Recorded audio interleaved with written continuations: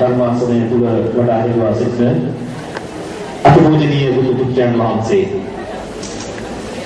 ලබුණුවර කන්ද ආරණ්‍ය සේනාසනයේ ධර්මාචාර්ය අතිපූජනීය වන්දනීය මාර්කවල සදස්සන අපගේ ගෞරවනීය ස්වාමීන් වහන්සේට දෙපාරකට නමස්කාර පූර්වක ආරාධනා කරනවා අප කෙරෙහි අනුකම්පාවෙන් අමාමෑණී ලෝතුරා බුදු පියාණන් වහන්සේගේ මුවින් දේශනා කරලද මහා සාගරයක් බඳු ධර්මස්කන්ධයෙන් විදක් ඔබට අපට දිනහැර දක්වන හැටියට අවසරයි ස්වාමී.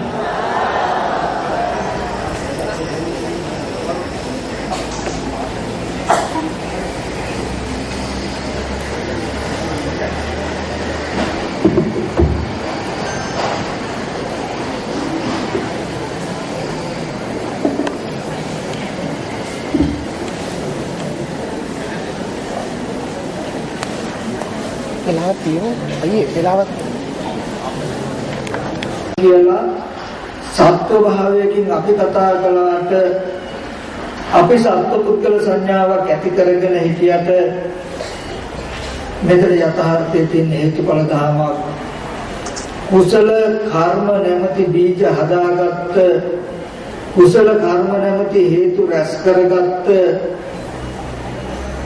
එකක ඵලයක් තමයි පින්වතුනි මේ මනුෂ්‍යාත්ම භාවය, දේවාත්ම භාවය, බ්‍රහ්මාත්ම භාවය කියලා කියන්නේ. එතකොට බුදුරජාණන් වහන්සේ දේශනා කළේ කුසල සුපසම්පදා කියලා මිහිරි ස්වභාවයෙන් යුක්ත ඵල උපදවන හේතු හදාගන්න කියන අදහසයි. එතකොට මේ හේතුඵල ධර්මයේ තව ධර්මතාවයක් තියෙනවා. භාග්‍යවතුන් වහන්සේ මේ විදිහට අකුසල් කරන්න එපා කුසල් කරන්න කියලා ආවාදම් ශාසනා කරන්න ඒකත් හේතුවක්. ඒ මොකද්ද? මේ හේතුඵල ධර්මයේ ස්වභාවය තමයි හැම වෙලාවෙම හේතුව ටිකයි බීජය ටිකයි. හැබැයි විපාකයේ අස්වැන්න ගොඩක්. ඒක කොහොමද ඇටයක් හිටවන්න ඒ කොහොමද ඇටේ නිසා ගහක් හැදෙයි? ඒ ගහේ ගෙඩි කීයක් හැදෙයි? ගෙඩි 100යි 1000යි ලක්ෂයයි කියලා ගණන් කරන්න බෑ. අලදරනකොට ඵලය බොහෝ වැඩි වෙනවා. ඒක තමයි මේ හේතුඵල ධර්ම ස්වභාවය. හේතුව ටිකක් වුණාට ඵලය ටිකක් වෙන්නේ නැහැ. ඵලය බොහෝයි. අපි උඹුරක වී වපුරනකොට එක වියටකින් හටගන්න අස්වැන්න එකම වියටයක් වුණොත් ඒක පුදුමයක් නෙවෙයිද? පුදුමයක්. හැබැයි ඒ වියටේ පෙරවිලා හැදෙන ගොයමේ වියට රාශියක් තියෙන විකල්පයක් ඇති වුණොත් අස්තන වැඩි වුණොත් ඒක පුදුමයක් නෑ. හැම වෙලාවෙම බීජේ හේතුව බොහොම ටිකයි එකයි. ඵලයේ බොහෝ වෙනවා. අන්න ඒ වගේමයි බුදුරජාණන් වහන්සේ දැක්කේ අකුසලයේ කියන එකක් බීජේ බොහොම ටිකක් වෙන්න පුළුවන්. එකක් වෙන්න පුළුවන්. හැබැයි ඒක ඵල දරන දවසේදී විපාක දෙනකොට ඒක ටිකක් නෙමෙයි. ඒ විපාක දෙන දවසේදී ඒක අස්යන්නත් එකයි ඉන්නේ. මේ පිටුතුන් කියවලා ඇති ලෝඩ සංගරා පොතලිය විදාක මෛත්‍රී ස්වාමීන් වහන්සේ ඒ පොතේ කවියක් කියලා තියෙනවා. ඒ ස්ත්‍රියක් ඉරු දෙනෙක්ගේ හිත සිඳලා ඉරු වගේ ඇඟේ ලෝම ගානේ දෙලි කැපුම් කන්ටුනා කියලා. ඉස්සර අපි ඒක පිළිගන්නේ නැහැ. නමුත් මේ හේතුඵල ධර්ම බලනකොට ඒක පුදුමයක් නෙමෙයි. එහෙම නොවුන නම් තමයි පුදුමයි. ඒකේ එළුවේ බෙල්ල කපලා එළුවගේ ඇඟේ ලෝම ගන්න දෙලිකතුන් කන්න වුණා. අස්වැන්න ගොඩක් වැඩි වෙලා. ඒක කොහොමද හිතෙන්නේ? හැදුණු කොහොඹ ගෙඩි ගන්න ගහේ ගණන් කරනවත් බැරිද අස්වැන්න ගොඩක්. ඔන්න ඔය නිසාමයි හේතුව ටිකක් වුණත් ඵලය ටිකක් වෙන්නේ නැහැ කියලා දැක්කපු නිසාමයි බුදුරජාණන් වහන්සේ සම්බ පාපස්සා කරනන් කියලා දේශනා කළේ. සියලු අකුසල් කරන්න එපා. මොකද මේ අකුසලේ පොඩි එකක් වුණත් ටිකක් වුණත් ඒක ඵල ධර්ම දවසට විපාක දෙන දවසට ටිකක් වෙන්නේ නැහැ කියලා බුදුරජාණන් වහන්සේ දැක්කා. කුසලයේත් එහෙමයි. කුසලයේ පැත්තට එහෙමයි. කුසලයේ ටිකක් වෙන්න පුළුවන්, එකක් වෙන්න පුළුවන්, එක දවසක් වෙන්න පුළුවන්. නමුත් ඒක ඵල ධර්ම කොට විපාක දෙන දවසේදී ආත්ම 100යි 1000යි ලක්ෂය කෝටියයි කියලා ඒ යහපත සීමා කරන්න බෑ.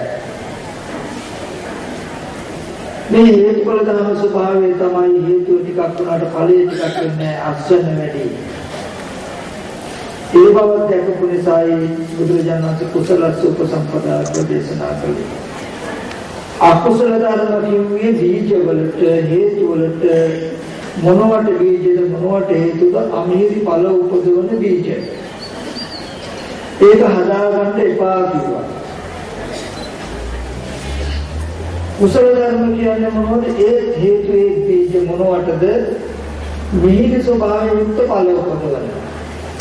ඒ බඳු බීජ හදාගන්න කියලා දේශනා කළා. එතකොට මේ සබ්බ පාපස්ස අකරණං කුසලස්ස උපසම්පදා කියලා මේ විදිහට අවවාද කළේ අනුශාසනා කළේ වෙන මොකුත් හින්දා නෙවෙයි පින්වතුනි මේ හේතුඵල ධර්ම ගැන භාග්‍යවතුන් වහන්සේලාගේ යතහ බුද්ධ ඥාන දර්ශනය ඇති නිසායි. එවන්දු දැක්මක් ඇති භාග්‍යවතුන් වහන්සේලා සත්‍ය පුද්ගල භාවය අතුරු කරන ලෝකෙට දේශනා කරන යථාර්ථයෙන් පවතින හේතුඵල ධර්ම නිසා ඒ හේතු ටික නරක ඵලයන් උපදින හේතු නතර කරලා හොඳ ඵලයන් උපදින හේතු ඇති කරගන්න උදව් වෙන ආකාරය. ඊට පස්සේ තුන්වෙනි කාරණාව දේශනා කළ සචිත්ත පරියෝධපන. තමන්ගේ සිත පිරිසුදු කරගන්න. තුන්වෙනි අවවාදය තමයි හිත පිරිසුදු කරගන්න. ඇයි පින්වතුනි හිත පිරිසුදු කරගන්න කියලා භාග්‍යවතුන් වහන්සේලා අවවාද කරන්නේ? අනුශාසනා කරන්නේ. ඒකට හේතුව තමයි දැන් ඉස්සෙල්ලා කියව කාරණාව බලන්න. සබ්බ පාපස්ස අකරණං පව් කරන්න එපා කිව්ව ඇයි? අකුසල කර්ම කළොත් ඒකාන්තයෙන්ම ලැබෙන ඵලයේ දුක. දුක එපානම් දුක කැමැතිනම් අකුසල කර්ම නොකළ යුතුයි. හරි වුණ දැන් දුකෙන් මිදෙන්න අපිට පුළුවන් අකුසල ධර්ම අතහැරලා. ඊට පස්සේ කුසල සුපසම්පදා කුසල කරන්න කිව්වා. දැන් කුසල කළාම ඒ කුසල කර්මය නැමැති විපාක කර්මයට විපාක හැටියට මනුෂ්‍ය ආත්ම භාවයක් දේවාත්ම භාවයක් ලැබෙනවා. ඒ වගේම දූදරුවෝ භෞතික සම්පත් ලැබෙනවා. දැන් මේ කුසල ඵලයක් හැටියට ලැබුණු භෞතික සම්පත් යම් වෙලාවකදී නැති වුණොත් ඒ නිසා අපිට දුකක් එනවා. ඒ දුක අපිට මිදෙන්න ක්‍රමයක් තියෙනවා. අපි කියමු පෙර දාන ආදී කුසල ධර්ම කළ නිසා මනුෂ්‍යාත්ම භාවයක් ලැබුණා. ඔන්න කුසල ධර්මයන්ගෙන් පුළුවන් මොකද්ද? මනුෂ්‍යාත්ම භාවයක් ලබා ගන්න පුළුවන්. යහපත් දූදරුව ලබා ගන්න පුළුවන්. දේපොළ වස්තු හරක ගන්න, ඉඩකඩම් මිලමුදල් ලබා ගන්න පුළුවන් ඕවා ලැබෙන පැත්ත. අනිත්‍ය වූ සංකත ධාතුවේ ස්වභාවය මත පිහිටලා මේ හම්බ වෙච්ච කුසල ඵලය වෙනස් වෙනවා. ඒ හම්බ වෙච්ච මනුස්ස ජීවිතයේ ලෙඩ රෝග හැදෙනවා. මේකත් අපිට සැපයිද? නෑ. එහෙනම් අකාලේ අපි මැරෙනවා. ඒක සැපයිද? නෑ. අපේ දූ දරුවෝ අකාලේ මැරෙනවා. නියපරලෝ යනවා. ඒක සැපයිද? දුකයි. අපේ දේපොළ වස්තුව ගින්නෙන් හෝ ජලයෙන් හෝ කිසියම් සොරසතුරන්ගෙන් හෝ විනාශ වෙලා යනවා. ඒක සැපද? දුකයි. දැන් මේ දුකෙන් මිදෙන්න ක්‍රමයක් වෙනවද බලන්න. ලෝකෙට පුළුවන් කුසල අකුසල කියන දෙක විතරයි. අකුසල කර්ම කළොත් කෙලින්ම දුක, කුසල කර්ම කළොත් මනුෂ්‍ය සම්පත්, දිව්‍ය සම්පත්, භවභෝග සම්පත් ලැබෙන පැත්ත. ලැබිච්ච දේ යහපත නැති වෙනකොට ඇති වෙන දුකක් කියනවනම් ඒ දුක නැති කරන්න ක්‍රමයක් නැහැ. අන්න ඒ දුක නැති කරන්න තමයි බුදුරජාණන් වහන්සේ සචිත්ත පරියෝදපණං කියලා දේශනා කළේ. අකුසල කර්ම කරන්න එපා කියලා දේශනා කළා. ඍජුවම එන සතර අපා දුකෙන් නවත්තන්න පුළුවන්.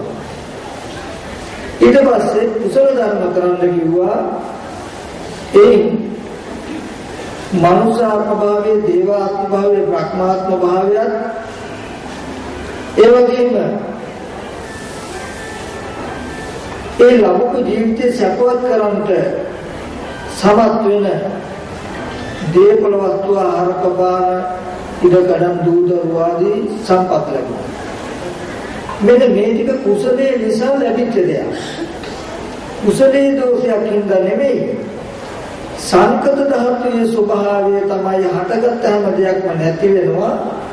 ඒ නැති වෙන ධර්ම නියාමයේ නිසා ඒ ජීවිතය, ඒ භවභෝග සම්පතු නැති වෙන්න පුළුවන්.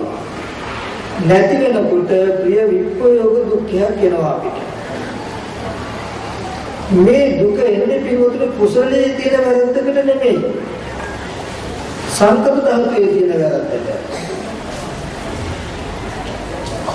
තීනමාන වික්‍රේ සංකතාන සංකත ලක්ෂණාන. මාන සංකතයන්ගේ සංකත ලක්ෂණ තුනක් තියෙනවා. උප්පාදෝ පඤ්ඤායති වයෝ පඤ්ඤායති චිතස අනිරත්තම් පඤ්ඤායති.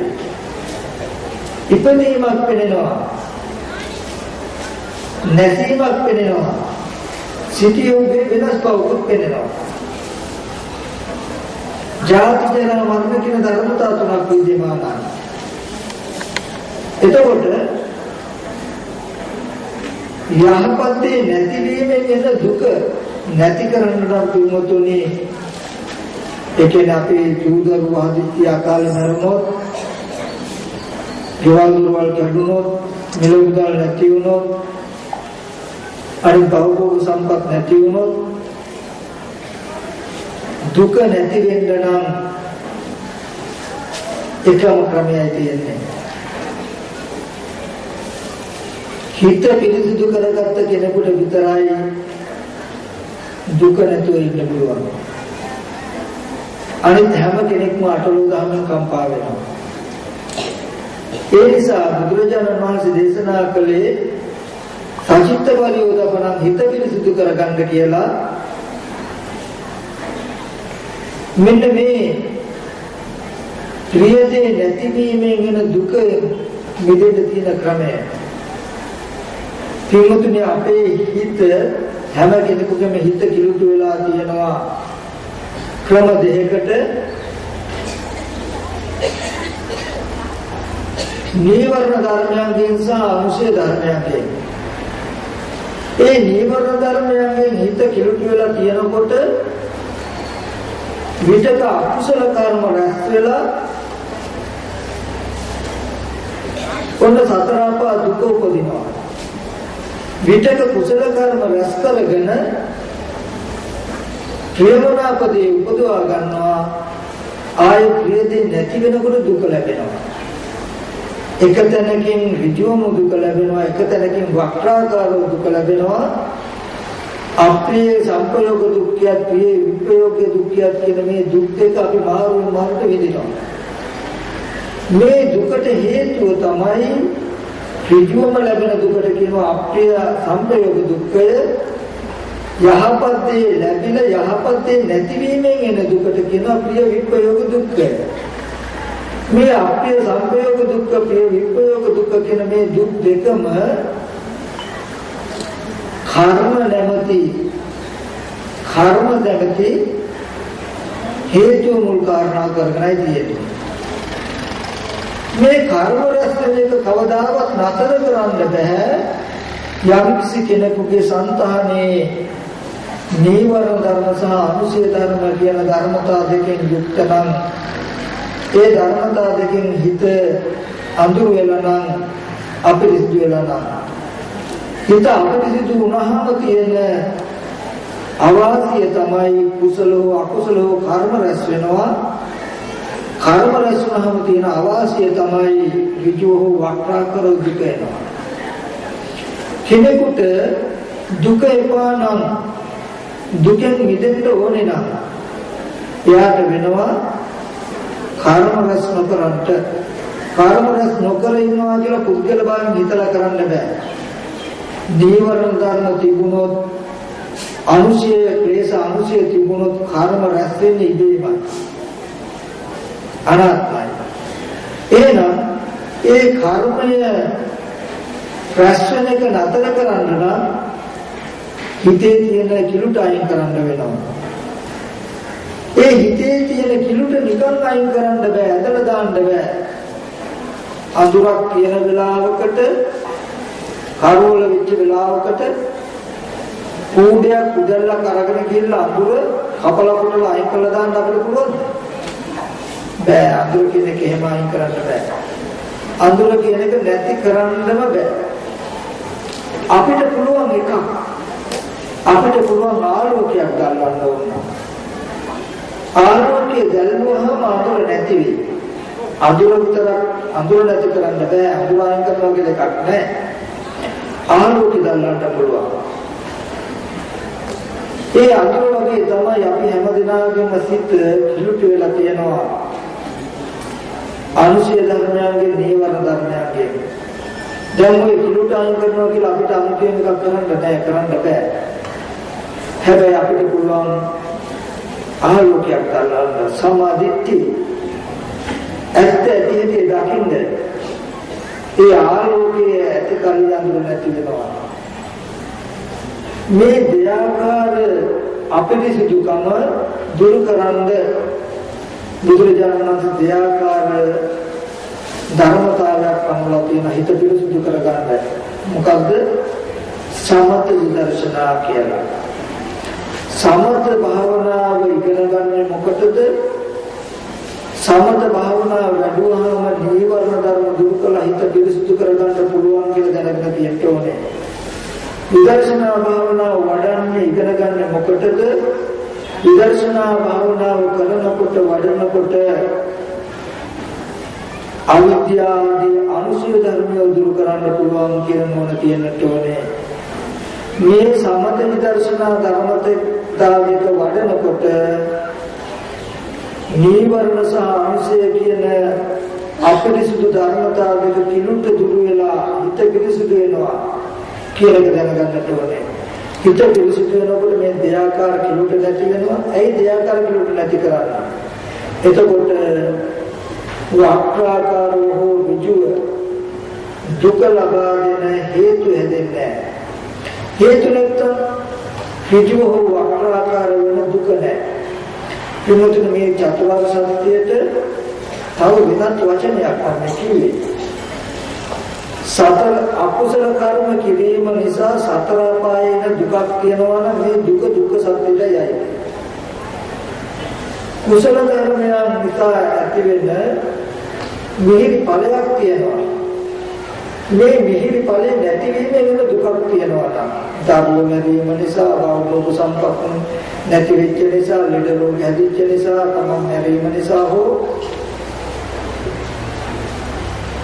මෙන්න මේ මිහිරිදී නැතිවීමෙන් එන දුකක් තියෙනවා නම් ඒ දුකත් අයිති දුක්ඛ සත්‍යයටයි. එතකොට දුක්ඛ සත්‍ය කැටි කරලා ගන්න පුළුවන් නම් දෙකකින් අපේ සංපයෝග දුක්ඛය, අපයන්හා එක්කීමේ දුක, ප්‍රිය විප්‍රයෝග දුක්ඛය. සතර අපායට ඔගොල්ලෝ අප්‍රියයි. නමුත් ඒ අප්‍රිය සතර අපාය යන යෙදෙන්න වෙනවා. ඔයගොල්ලන්ට අප්‍රියන්හා එක්කීමේ දුක විඳින්න බැයි. කර්ම රැස් වෙනවා. දරුවන්ට, දෙමව්පියන්ට, සහෝදරයන්ට, ඥාතින්ට ඔයගොල්ලෝ ප්‍රියයි. ඒගොල්ලෝ මරණ දවසට ප්‍රිය විප්‍රයෝග දුක් විඳින්න බැයි. දේපල වස්තු ආරක වාහනවලට ඔයගොල්ලෝ ප්‍රියයි. ඒවා නැතිව ප්‍රිය විප්‍රයෝග දුක් විඳින්න බැයි. මෙන්න මේ ප්‍රිය විප්‍රයෝග දුක්ඛයක් තියෙනවා නම්, නැත්නම් ප්‍රියදී නැතිවීමෙන් එන දුකක් තියෙනවා නම්, අප්‍රිය සංපයෝග දුක්ඛයක් නැත්නම් ඍජුව වෙන දුකක් තියෙනවා. මේ දුක් දෙකට හේතුව පින්වතුනි කර්ම රැස් වීම. කර්ම රැස් වීම. එතකොට දුකට හේතුව මොකද්ද? සංඛාර. කර්ම රැස් වෙනවා කියන්නේ සංඛාර. ඒකට හේතුව මොකක්ද? නීවරණ අනුසය කියන කෙලෙස්. ක්ලේශ වට්ටේ, කර්ම වට්ටේ, විපාක වට්ටේ කියලා තුන් පැත්තකින් තවකට නම් කරනවා. එතකොට ඍජුව වක්‍රාකාරව වෙන විදිහට දුක කියන තැනදී දුක්ඛ සත්‍ය. ඒ දුක ඇති කරන යම් කාරණයක් වෙනවා නම් ඒකයි සමුදය සත්‍යයට. ඒ කර්මය ඇති කරන යම් අවිද්‍යාවක් තියෙනවා නම්, නීවරණයක් තියෙනවා නම් ඒකත් ඇති සමුදය සත්‍යයට. ඊට පස්සේ මේ සිතේ අපිරිසිදු බව දුරු කරන්න අපි උපයෝගී කරගන්න සමත විදර්ශනා කමඨහනක් කියනවා නම් මෙන්න මේ ටික මාර්ග සත්‍යය. මේ සමත විදර්ශනා කියන ධර්මතා දෙක වඩනකොට නීවරණ ධර්ම, අනුසය ධර්ම කියන කෙලෙස් නැති වෙලා, කර්ම නැති වෙලා, ඒ කියන්නේ සමුදය දුරු වෙනවා. දුක කියන එක නූපදින තත්ත්වයටපත් වෙයි. මෙන්න මේ ගාථාව තුල තියෙන විමුක්ති චතුරාර්ය සත්‍යය. එතකොට ඔයගොල්ලෝ භාවනා කරනවා නම්, සමත කමඨාන වඩනවා නම් හොඳට දැනගෙන ඉන්න. අපි නිවන් දකින්නයි හදන්නේ කියලා කිව්වට වචනයක් හරියන්නේ නැහැ. නිවන් දකින්නවා කියලා කියන්නේ මොකද්ද? මොකද්ද නිවන? මොකද්ද නිවන? දුකේ නිවීම නිවනයි. මොන දුකේද? ජාති, ජරා, ව්‍යාධි, මරණ, ශෝක, පරිදේව, දුක්ඛ, දෝමන, උපායාසන විඳින්න. මෙන්න මේ ජරා මරණ දුක යම් තැනක නැත්තම් අජරාමර බව නම් තියෙන්නේ. අජරාමර කියලා කියන්නේ මොකද්ද? ජරාව නැහැ, මරණේ නැහැ. අජරයි කියන්නේ ජරාව නැහැ. අමර කියන්නේ මරණයක් නැහැ. ජරා මරණ නැති අජරාමර බවට කියන නිවන කියන්නේ. ඒ ජරා මරණ දුක නැත්තම්, ඒ දුක නැති වෙන්න නම් කර්ම රැස් නොවෙන්න, කර්ම රැස් නොවෙන්න නම් සිතේ තියෙන කෙලෙස් අතහැරෙන්නට ඕනේ. සිතේ තියෙන අපිරිසිදු බව අයින් වෙන්නට ඕනේ. අපිරිසිදු බව තමයි කර්ම රැස් වෙන්න තියෙන හේතුව. එහෙනම් කෙනෙක් මේ සමථ විදර්ශනා භාවනා කරනකොට එයා නොදන්නවා වුණත් දැනගන්න මේ කරලා තියෙන්නේ මොකද්ද? ඒ ඔක්කොම හිත පිරිසිදු කරලා තියෙන්නේ. එයා තමන්ගේ හිතේ තියෙන නීවරණ යම්සය කියන කෙලෙස් අයින් කරලා. එයි කෙලෙස් අයින් කරන්නේ. කෙලෙස් සහගත මනසකින් හැම වෙලාවෙම කුසල අකුසල කර්ම රැස් වෙනවා. කර්ම රැස් වෙන දෙතින දෝෂ මොකද්ද? ඍජුව වක්‍රාකාර දුක එනවා. එහෙනම් යම් කෙනෙක් දුක නැහැටි දන්න, දුකක් දන්නවා නම් ඍජුව වක්‍රාකාර වෙන දුකයි දුක. දුක ඇති වෙච්ච හැටි දන්නවා නම් හිත අපේ දුකම නිසායි කර්ම රැස් වෙන්නේ. කර්ම රැස් වෙච්ච නිසා මේ දුක. මෙහෙමයි දුක ඇති වෙලා තියෙන්නේ. දුකේ නැති බව දන්නවා නම් හිත පිළිසිදු වුණොත් කර්ම රැස් වෙන්නේ නැහැ. කර්ම රැස් නොවුනොත් දුක උපදින්නේ නැහැ නේද කියලා දන්නවා නම් එහෙනම් මාර්ගයේ හැටියට යන හැම මොකද එන හිත පිරිසුදු කරගන්න. දැන් ඔන්න සමත භාවනාවක් වඩනවා නම් විදර්ශනා භාවනාවක් කරනවා නම් මෙන්න මේ කාරණා දෙකේම මෙයා කරන්නේ මොකද්ද? චතුරාර්ය සත්‍ය අවබෝධ කරගන්න. හැබැයි යාට වැටහිලා තියෙන්න ඕනේ අපි මේ කරන්න හදන්නේ මොකද්ද කියලා. භාවනා කරනවා කියලා මේ කරන්න මෙන්න මේකයි කියන එක තේරුම් ගන්නට ඕනේ. චතුරාර්ය සත්‍ය අවබෝධ කරගන්න යන්නේ කියලා වචනේ කිව්වට හරියන්නේ නැහැ. චතුරාර්ය සත්‍ය අවබෝධ වෙන්නේ මෙන්න මෙහෙමයි කියන කාරණාව තේරුම් කරගන්නට ඕනේ.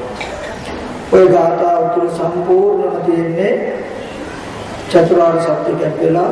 එතකොට එතනදී බුදුරජාණන් වහන්සේ දේශනා කළේ තුන්වෙනි අවවාදයේ සචිත්ත පරියෝදාපන හිත පිරිසුදු කරගන්නවා. ඒ හිතේ පිරිසුදුකම තමයි අපි කතා කළේ සමථ විදර්ශනා කළ මේ දෙආකාරය. ඒ සමථ භාවනාව ගත්තාම කමඨාන් 40ක් තියෙනවා සමථ භාවනාවට. සමථ භාවනාවට කමඨාන් 40ක් තියෙනවා. ඒකෙන් බුදු ගුණ, අසුභය, මරණය, මෛත්‍රිය, ආනාපාන සති වගේ ලෝක ප්‍රකට. මේ සතර කමඨාන් ගත්තාම කොයි චරිතයකට අයිති කියනවා. පොදුයි මේ කමඨාන් හතර අනිත් කමඨාන් වලට මේ කමඨාන් හතර විශේෂත්වයක් තියෙනවා. සද්ධා චරිත, බුද්ධ චරිත, විතක්ක චරිත, මෝහ චරිත මේ වගේ චරිත 6ක් තියෙනවා. කුමන චරිතයක් ඇති කෙනෙක් වුණා ඒ ඕනම කෙනෙකුට මේ බුදු ගුණ අසුභය වර්ණය මෛත්‍රී කියන ධර්මතා හතර පොදුයි කියනවා. ඉතින් මෙන්න මේ ධර්මතා කමඨාන් හතර ආනාපාන සතිය අද අප්‍රමාණ ඉස්සරහ ප්‍රසිද්ධයි. ඉතින් මෙන්න මේ කමඨාන් මා අපිට පුළුවන් චිත්ත භාවනාවක් සඳහා උපයෝග කරගන්නට මේ කමඨාන වඩලා හිත පිරිසිදු කරගන්නවා. ඊට පස්සේ අපිට පුළුවන් විදර්ශනා භාවනාවක් කරන්නට. විදර්ශනා කියලා කියනකොට පිළිතුනේ මේ ලෝකයේ දක්න දර්ශනයට වඩා විශිෂ්ටයි. ගැඹුරින් දක්වනවා. ඇත්ත ඇත්තේ ඉඳන්ට විදර්ශනා කියනවා. එතනදී කායගත සත්‍ය භාවනාවම උපයෝගී කරගෙන විදර්ශනා කරන හැටි මම පොඩ්ඩක් කියන්නම්. මොකද සමත කමඨාන් එහෙම අද අපි දන්න ප්‍රමාණය තමයි බොහෝ කොට වැරදි නෑ. මේක කියන්නත් ඉතල එක කාරණාවක් මේ දුන්නට මතක් කරගන්න. අද අමුතු ලෙඩ මෙහෙදලා තියෙනවා අපි සිංහතුත් මේ ගැඹුරු බණ හොයා යනවා. ගැඹුරු දේශනාව අලුත් දේශනාව ඒක අසනිකයක් වෙනවා. මම කියන්නේ ඕනේ ගැඹුරු බණ නෙමෙයි. සාරල වුණත් අතොන්හැර එකතයක් කිරීමයි අවශ්‍යයි. මෙන්න මේ වචන හොඳට ගන්න. ගැඹුරු බණ නෙමෙයි අපිට අවශ්‍ය. සරලයි කියලා අතහරින්න නැතුව එක දෙයක් අතොන්හැර කිරීමයි අවශ්‍ය කියන එක තේරුම් ගන්න. ඒ නිසා ඒ ධර්මතාවයේ අපේ ගැඹුරට අරගෙන යයි ක්‍රමක්‍රමේ අමුතුවෙන් ගැඹුරකට උත්සාහවත් වෙන්න ඕනේ. සරල දේ වුණත් අතොන්හැර ජීවිතයේ තුලින් ප්‍රතිපදාවක් හැටියට ගොඩනගාගෙන එක දිගට කරනකොට ඕගොල්ලෝ ඒ ධර්මතාව විසින් අරගෙන යනවා. ඒකේ ආරම්භයක් හැටියට මම ඔයගොල්ලන්ට පොඩ්ඩක් මතක් කරගන්නම්. අපි විදර්ශනා භාවනාවක් කරනවා නම් කොහොමද කියන එක. එතනදී අපිට පුළුවන් අපි හැම වෙලාවෙම රැවටෙන්නේ මේ සත්‍ය පුද්ගල ආත්ම භාවයක් අවදින මේ සවිඥානික රූප වලට. ඒකයි දැන් කමඨහනක් ගැන පරවනගුරු බුදුරජාණන් වහන්සේ අජ්ජත්තනවා බහිද්ධාවා කියලා දේශනා කළා. බාහිර කියලා මේ රූප සත්‍ය නෙමෙයි කියන්නේ. පර සත්තානනවා පර පුද්ගලනවා අනිත් සත්‍යයේ අනිත් පුද්ගලයන් රූප ගැන බලන්න. මොකද මේ සත්‍ය පුද්ගල සංඥාවක තමයි දෙහිමින් අපිට කර්ම සිද්ධ වෙන්නේ. දෙහිමින් කෙලෙස් අපේ සංතානේ පවතින. ඒ නිසා මෙන්න මේ ක්‍රමය හොඳට හිතට ගන්න අරගෙන අත නොහැර මේක කරන්න බලන්න. වැඩ කටයුතු කරනකොට හැම වෙලාවෙම කොහොමද මේ වචන ටික ඕගොල්ලෝ දන්නවා ඇති. දන්න බව මම දන්නවා. අද මම මේක කියන්නේ තව ටිකක් ඕගොල්ලන්ට දැනුමට මෙහෙම නෙමෙයි. මේ ටික මතක් කරන්නේ දැනුමට නෙමෙයි කියන එක මතක් කියන්නේ. මේ ටික මතක් කරන්නේ අත්මහල ජීවිතේ මෙන්න මෙහෙම එක කියලා මේක කළ යුතුයි කියලා දැනුම ඇති කරගෙන ඒක කරන්නේ. හැම වෙලාවෙම තමන්ගේ කය පැත්තට නැඹුරු වෙලා සිහියෙන් මේ කය හිතෙන් අල්ලගන්න.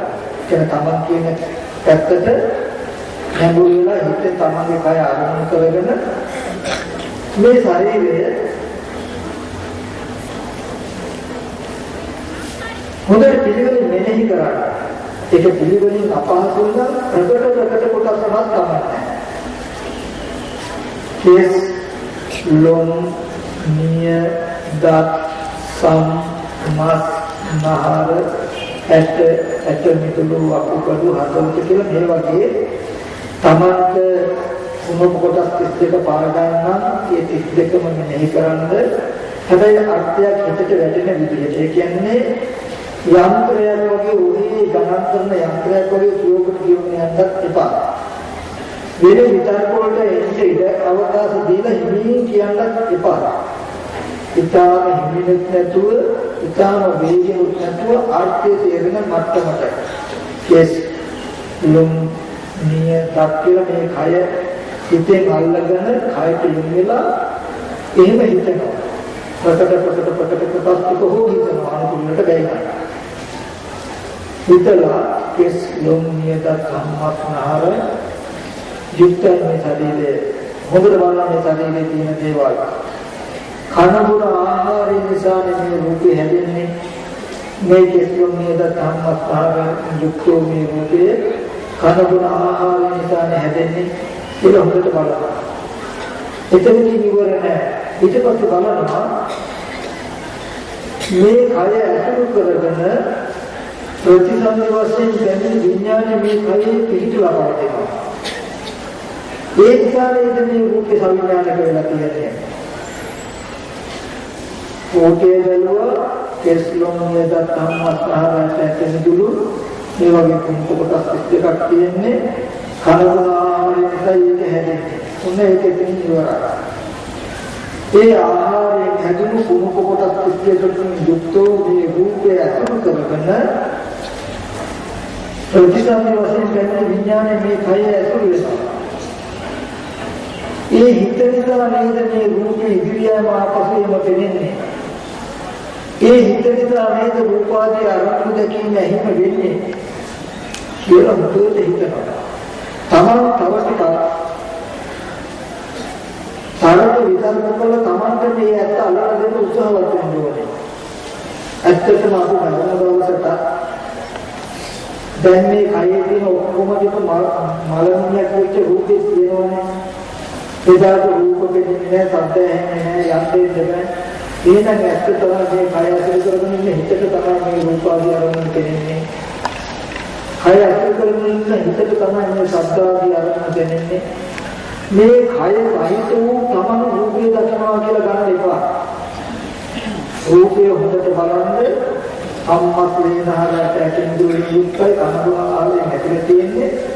ඒ කය ඇතුළු කරගෙන පවතින හිත නිසා ඒ කය ඇතුළු කරගෙන පවතින හිත නිසා රූපාදී අරමුණු දැකීම වෙන්නේ ඇහෙන් වෙන්නේ කියලා හොඳට බලන්න.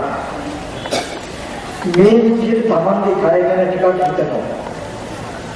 ඊට පස්සේ පරසත්තානවා පරපුත්‍රාණන්ට දරුවා කියලා අම්මා කියලා අයියා කියලා යාළුවෝ කියලා මතක් වුණාම ඒ මතක් පිටේ රූපේ හිතෙන් අරමුණු කරගන්නවා.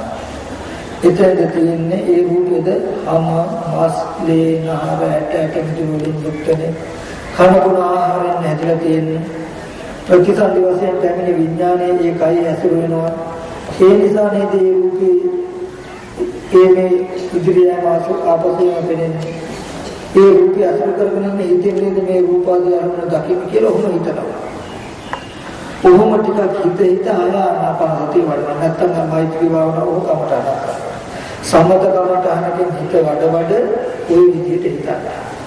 මේ මේ විදිහට හිතන එක ගෙවල් දොරවල් අතපාති වෙති හොතත් වරම්පිකන් ටික හොදද්දී තුල අතපාත හැම වෙලාවෙම හිත ඇතුලෙන් මොනින් කරන්නේ නිදා ගන්නකොට නිින්ද යනකොට ඉඳ ලැබෙන හැම වෙලාවකම අමතක වෙලා යන ආයත් මතක් කර ගන්න. අමතක වෙලා යන ආයත් මතක් කර ගන්න. ගැඹුරු බව හොයන්න එපා. සරලයි කියලා අතාරින්න තු මේ ටික කරගෙන යන්න. කරගෙන යනකොට ඔයගලන්ට දැනේ මහ විශාල වෙනසක්. විශාල වෙනසක්. එතකොට අර අතීත කතා වුණතරම් තියෙනවා.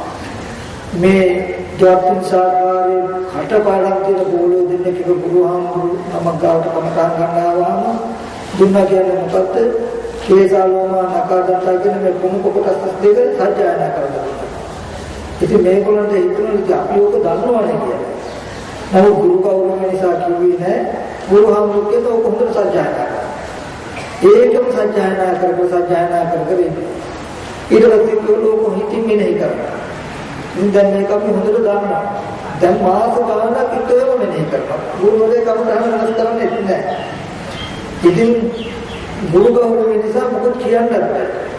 ගුරුවරයා හැමදාම මේ කමටහනේ අඩුවෙට තියෙනවා නම් හදලා කේසුම් නේද ධම්මස් කියලා බලන්න මේ කනුගුණා ආරම්භ නිසා ඇති වෙනවා කියලා බලන්න ඔය ටිකමයි කියන්නේ.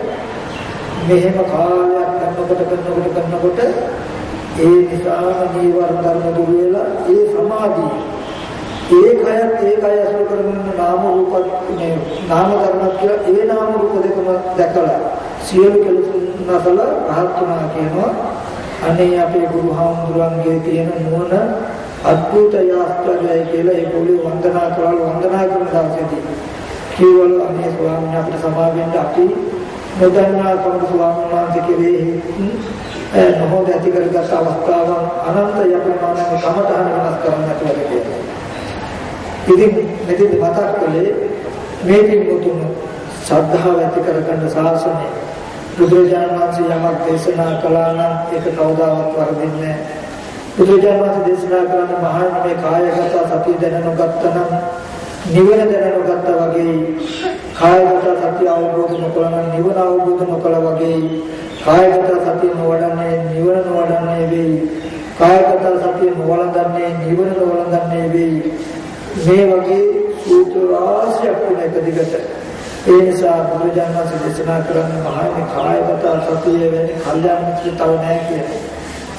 ඒ නිසා මේ පින්වතුන් මේ කායානුපස්සනාව හැම වෙලාවෙම කරා. එතකොට ඒ කරන ගම දැන් හම්මස්ලේනහර ඇට කුරුනි යුක්තයි රූපී කියලා බලනවා. අනුගුණ ආහාරයෙන් හැදිලා තියෙන කියලා බලනවා. අපි දන්නවා.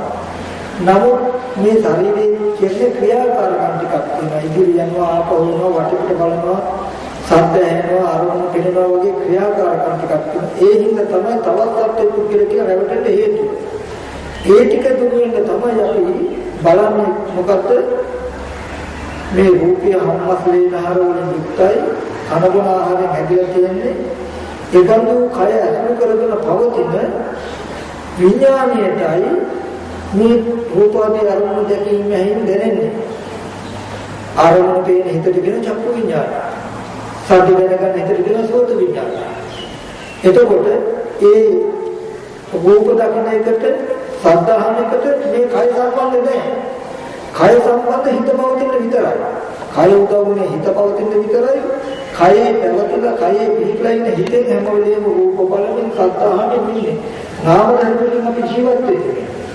මේ නාම ධර්ම අයනවා ගරුණා කියන්නේ. කය දන්නේ නැහැ. ඒ නිසා අන්න එතකොට ඔයගොල්ලන්ට හොඳට තේරෙයි සත්‍ය පුද්ගලයා කියලා අපි අදහසක් ඇති කරගෙන මේ නාම රූප දෙකේ ක්‍රියාකාරීත්වය දන්නා ටිකම නිසා කියන මොනේ අත්ති කායෝ අපනද සතිපට්ඨපට්ඨ දහෝත සත්‍ය පුද්ගලයා සමු කාය පමණක් ඇත්තේ සීය හොඳින් එළඹෙන්න තැනක් වෙනවා. අන්න එතෙන්ට ගන්න කරන්න. එතෙන්ට කලාවට පස්සේ මේ නිවර්තන දුරුවෙච්ච නිසා ප්‍රමෝදයේ නිසා ප්‍රීතිය නිසා සැපේ නිසා පස්සද්ධිය නිසා සැපේ නිසා හිත සමාධි වෙයි.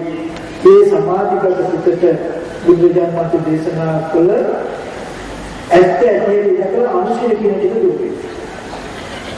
මෙන්න මේ විදිහට කායවස්තුනා මුල් කරගෙන හිතවල අනුශය ධර්ම දුරු කරන්න පුළුවන් ක්‍රමයකට එනවා. අන්න ජීවන ධර්ම දුරු කරලා අනුශය ධර්ම දුරු කළාම දුරු කරනවා නම් දුරු කිරීමම යෙදුණා. අන්න එයා බුදුරජාණන් වහන්සේගේ තුන්වෙනි අවවාදයේ හිත පිළිතුරු කරගෙන මානව ඉදිරියයි. ඉතින් බුදුරජාණන් වහන්සේලා අවවාදම් ශාසනා කරන අකුසල කරන්න පකුසල කරන්න හිත පිළිතුරු කරගන්න කියලා මෙන්න මේ තුන් අවවාදයෙන් යම් කිසිකෙකුට දෙකෙන් පුළුවන් නම් එයා තමයි නියම බුද්ධ ශ්‍රාවකයෙක් වෙනකන් කියන්නේ. නියම ශ්‍රාවකයෙක් වෙනකන් කියන්නේ. ඉතින් මේ පිළිතුරු මේ අවස්ථාවේදී අදහසක් ඇති කරගන්නට ඕනේ. බුදුරජාණන් වහන්සේ අපිට ලෙහි අනුකම්පාවෙන් සත්‍යධර්ම දේශනා කළා. මේ මනුෂ්‍යාත්ම භාවයේ බුදුත්වයට ලැබුණ වෙලාවට අප්‍රමාදී වෙන්නට ඕනේ. අප්‍රමාදී කුසල ධර්ම කරන ගමන් හිත පිළිබඳ කරගන්න උත්සාහවත් වෙන්නට ඕනේ. සසරට අපෝ බේරගන්න වෙන කෙනෙක් ඉන්නේ නැහැ කියන අදහස ඇති කරගන්න ඕනේ. ඇති කරගෙන මේ සත්‍යධර්මයේ ජීවිතේ තමයි සංතානය උපදවාගෙන හැමදෙනාම උත්සාහවත් වෙන්නට ඕනේ. එසේ සංතානය උපදවාගෙන මේ ජීවිතයේදී මේ සසර දුකින් ඈතර වෙන සත්‍යධර්ම අවබෝධය ලබා ගන්න මේ දේශනාව මේ පිටුට හේතු උපනිශ්‍රේ වෙනවා. හොඳයි එනම් කල්පනා කරගන්න මේ පිටුතුන් බොහෝම ශ්‍රද්ධාවෙන් ඉදී දේව සමාදන් වල ධර්ම දේශනාව ශ්‍රවණය කරලා වටිනා කුසල ධර්ම සිද්ධ කරගත්තා. ඒ වගේ දැන්ද බොහෝ වටිනා කුසල ධර්මයන් සතරාත්මයේ තුලින් ජනිත කරගත්තා.